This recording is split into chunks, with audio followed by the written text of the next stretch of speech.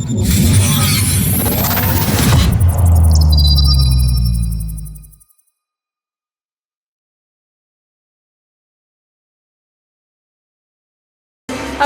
so hello. Good morning, everyone, especially to our guests, our ESC contestant, and our beloved judges here. So, my name is Đoàn Thị Ngọc, and it's truly an honor to stand here today, not only to speak, but also to share the spirit of a generation.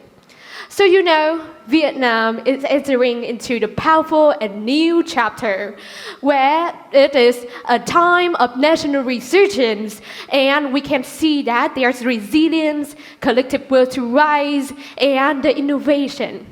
So this awakening doesn't only belong to the pioneers or the policymakers, right?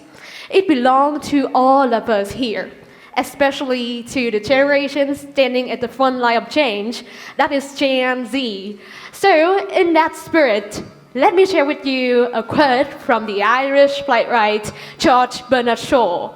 He said that the reasonable man adapts himself to the world, while the unreasonable one persists in trying to adapt the world to himself.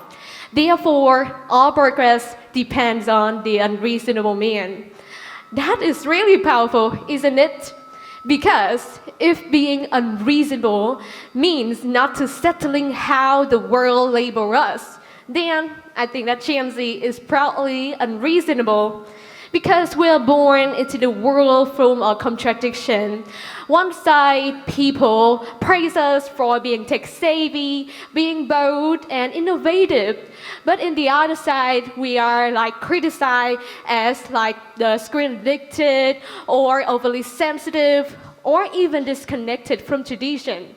And for me, they are not cages, but they are the starting point. Because the history of a generation is never written by the critics, but it is written by the one who chooses to lead.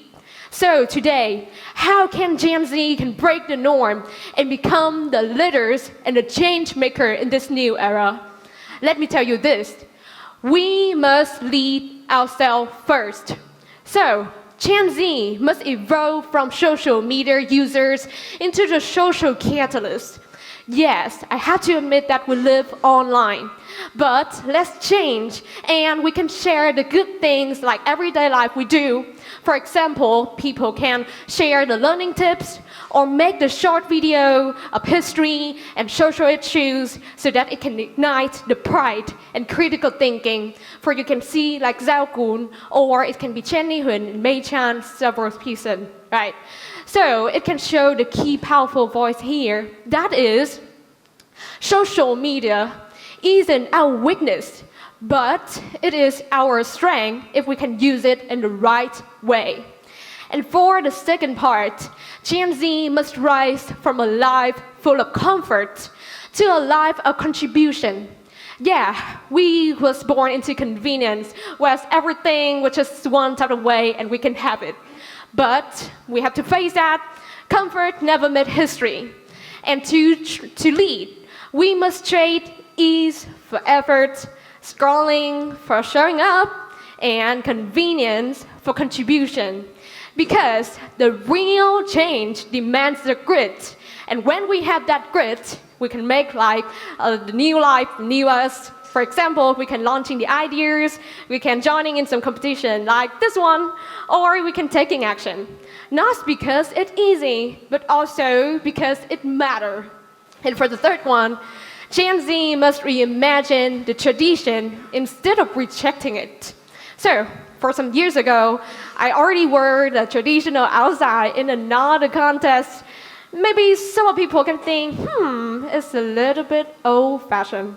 But for me, that's no. I'm really proud of it, and I think this can show who I am. So today, I choose to wear outside again, not only to look back, but also to move forward and to ground it in where I belong to. So, I also have to honest that some stereotypes are also still exist in the Gen Z, and we have to admit that. But we try to figuring things out and improving ourselves. Because you guys, we were not born to be perfect. We are here to understand ourselves more and to be the best version of who we are. And then we can change the world by first changing ourselves. So I want to ask you guys the last question here. What kind of leader you want to be? The one who fits the mold, or the one who dare to reshape it? Let's change today, not someday, but